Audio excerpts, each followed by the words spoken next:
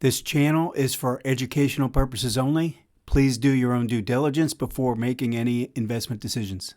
Hi, this is Joe Rabil. So I am going to talk about and give you an update on the stock market today, going through the S&P and looking at it in multiple time frames along with all the market conditions. But I did want to reference Tuesday's video and make sure I followed up on one thing. I talk about the mastery versus ego, and I go into yes trades versus no trades. And yes trade being when you do everything that you're supposed to be doing during and through the trade. You follow your plan and you execute perfectly. It's a yes trade. And if you don't, then it's a no. If you don't meet all your criteria, you jump the gun or you exit indiscriminately, any of those things, then it would be considered a no trade. You need to put that in your log file. I didn't mention that in the video. I want to make sure. So what you're actually tracking is whether you're following your plan, and then at the end of 30 trades, you can determine how well you're doing relative to your plan. And then at that point, you can see, number one, how well you're trading. And then number two, you can evaluate the plan itself, and it might need tweaking. But I do think that's a really important distinction. I want to make sure I didn't mention that in the video on Tuesday, but I think it's really important. All right, let's go ahead and get going on the market now. So I do want to mention, if you want to learn more about some of these techniques, you can start with my book. I've also put you can click the link in the description. I've put that in there below. And if you enjoy this content, please hit the like button and also subscribe. Okay, let's start out with the market conditions, and we can see that the sentiment has actually dropped this week. We had both fewer bulls and more bears, causing the number to drop from 34% more bulls to 30% more bulls. Now, that's the Investors Intelligence Sentiment Survey.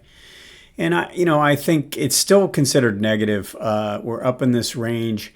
It never really hit that high risk territory at 35%, but it's certainly, we're still up in kind of the nosebleed section. Now, what I'll say about this is we're having a good week, and we haven't shown any real signs of selling, and this is dropping. So we still have that skepticism out there. It's not like we've thrown in the towel to such a significant degree that this keeps going up every week. All right, so we got to understand that we're in one of those situations where there's probably a lot more cash on the sidelines than people realize. And I think that's going to act as a support or a cushion if we do go through any type of a consolidation in here. All right, we are currently now at 82% on the short-term RSI 5 for the S&P weekly.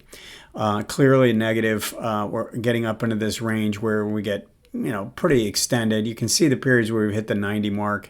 Now, the thing is the reason why you don't automatically be a seller, we can go back here, we can see we hit this mark here, we had 1 week down, and then we went up, got overbought, and these were all up in the high 80s.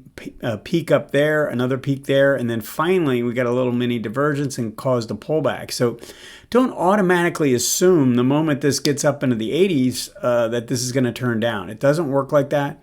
That's why we always focus on price and keep a close eye on that before anything else. All right. And now no real changes in the trend and the momentum. We still have a bullish trend on the monthly and the daily. The weekly is neutral, and the same is in place for the momentum characteristics. All right, let's take a look at these. You can see what's taking place with the average true range. I mean, it peaked in April, all right, from this low, and we've continued to move higher on with a low volatility condition. All right, that is a good condition for shorter term trading. Now, optimally, we would have that same condition taking place on the weekly, but we haven't had that. All right, and part of it is that we had so much volatility on the way up, and then on this big drop, and then it reversed so fast that we just haven't had that take place. Now, the same thing happened in 2020, and once we broke out, we finally kind of went through some kind of a consolidation pattern that caused this to roll over and this to pull back, and that's really what I think is going to be optimum. Now, when I do these Friday reviews, this is very important. I'm doing it as if I'm trading the SPY.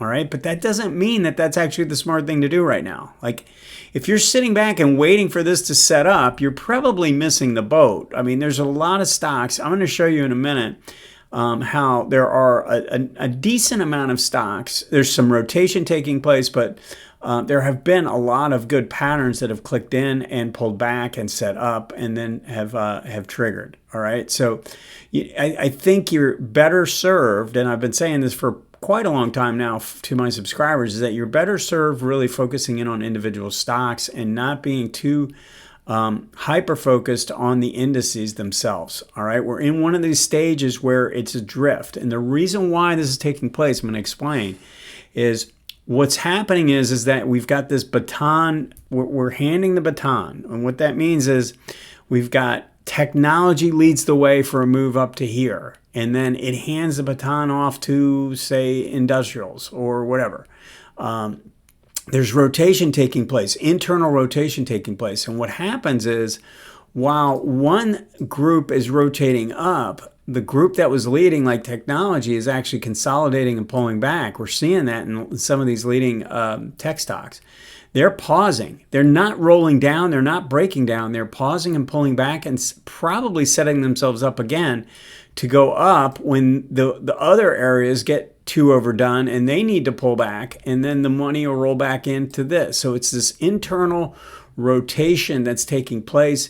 And what happens is the index never gets a really deep pullback unless we get a lot of the big stocks all going through a consolidation at the same time. We haven't seen that yet. I would still stay focused on this 18-day simply because the 18-day keeps holding in every pullback. And until that changes, we're probably not going to see the deep pullback to the 18-week. All right, now let's take a quick run through the S&P, and I want to show you a couple things. I'm just going to add a few things this week, see if you guys like it or not. Momentum signs are okay on the monthly, and again, when I'm looking at them at the indicator, especially the ADX, I'm looking at it on the last move to the upside, and then we get a pullback. This was pretty good. It's pretty good momentum here, all right? And then we get a deep pullback, and now we're coming back up. Now, this would concern me that the ADX is dropping and it's only sitting at 20, but if you look at what's taken place, let's zero in on this a second. We actually have green DI taking out red again, all right? So that's a very good sign that the buyers are kind of taking over. So that's the kind of confirmation you're looking for in a high volatility market. It's not necessarily that the ADX is confirming. All right, the same thing, we've got a problem with this ADX on the weekly chart. All right, the problem is that we go through this type of a situation where the size of the bars are massive, all right, and you get massive negative DI and really low green DI, all right, and it takes a long time to shift the ADX back. So what do we do in these situations? I personally, I like the key thing that I wanted to focus in on is where this actually took out this level and this took out this level, and we had official contraction. That tells me that this ADX line, which was based on negative, was going to start dropping. All right. Now, as long as green DI keeps making higher highs with price, so right now we're confirming. You see how green DI is actually confirming this move? Now, not in a way that we would really like to see. I mean, we want to see this kind of confirmation, right? That's the kind of confirmation we want to see. But the indicator doesn't work that way all the time. If we have massive volatility, you have to take it what it's offering you. And what it's offering you is confirmation of contraction here, and then we're getting confirmation of buyers continuing to improve with higher highs and higher lows. We're getting that. And you can also see it in the volume pattern. See how we've gotten some better volume above normal with green bars? So those are all kind of positive confirming signs. Not to the degree that we can turn this positive, and that's why I have it at neutral. You know, the MACD itself, I think, is in good shape. The ADX, not quite so. But again, if I'm focused on what I can use right now in this indicator on this time frame, it is confirming what I'm seeing. Now, typically, if the green DI is moving up, we should be seeing ADX moving up on the lower time frame, and that's exactly what's taking place. So green is winning. And we've got the blue line, the ADX line, actually above 25 and confirming. Now, I'm not saying that this is a great signal or anything because it took so long for it to break out and confirm after this had already moved. So it's not like a low ADX breakout condition or anything like that, but it is confirmation. And again, we're watching the the green DI. We want to see green DI. And if you notice, we've gone to a new high and green DI has gone to a new high. So we're getting short-term confirmation at this point. I would not be worried about what the MACD is doing. MACD is kind of broken at divergence. Did not work when we went to a new high. So don't worry about divergence here. It's not going to help you right now. All right, so we want to focus in on two things. I would be focusing in on green DI on both, really on the daily chart. And I also am just looking for signs that the 18 is broken. If 18 is broken, then I think, I think we're going to finally get a decent consolidation correction pattern, maybe down to the 600 zone, and let the 18-week catch up, and maybe even the 18-month. All right, I wanted to point out a couple of things. So first of all, let me just show you what's taking place here. I'm using Thinkorswim for this, so hopefully you can see this okay.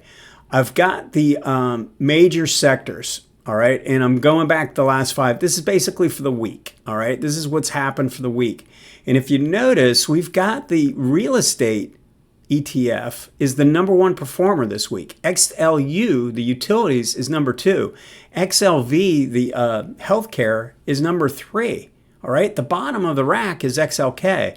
Now, I mean, you go through and look at enough tech stocks, you know that they look good, but they're underperforming right now because what we've got is a little bit of an internal rotation. So this is seeing it for the week. We can see what's taking place. So not a down week for the XLK, but it's not leading, and you've got a lot of stocks taking a breather and pulling back. All right, let's take a look at a couple of stocks. And again, this is for the last 5 days. So number 1 performing stock is this Westinghouse, and notice what's taking place. So we get this huge little breakout if you look at it on a daily chart, all right? But look at what this looks like when you look at it on a bigger picture. I mean, this is just a rally into massive resistance, all right? Now look at something like IVZ. This is a Invesco. Look at the base breakout that's taking place in this. It's a low ADX condition, huge breakout, strong move. This is the kind of thing we want to be looking for. Well, I've got one stock that looks good and another stock that really looks more like a sell, right? So this looks more like a potential buy on a pullback. And the WST really looks more like, something you want to be a seller in. Look at IQV. This is number 3. This is another one that's rallying into resistance, right? And then you've got something like TEL that's just breaking out of a massive, massive base. So it's more individual stocks. You have to be focused on individual stocks to see what's really taking place. The indexes are drifting higher. They actually look like they're losing momentum as they go up in some cases. If you look at them hard enough, I mean, if you look at something close enough, you can find a loss of momentum. But the problem I've got is it's a stock picking market. I mean, I can go and see TMO was about number 10 for the week.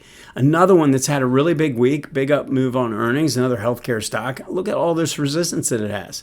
So not as all that appealing when you look at something like GEV. I mean, this is a continuation signal. Very strong stock we want to be watching for a pullback. So if you look at these, you can see it's a mix. This is a big base breakout. This has been doing nothing, and all of a sudden it's expanding. So you have to look through. That's the whole reason why I do my weekly list to people, because for my subscribers, is because you have to look at it from a bottom-up standpoint, especially right now, to really know what's going on. You got to look under the hood, and I think it gives you a much better idea of what's taking place. All right, that's the update for the week. Let me know if you have any questions. Thanks.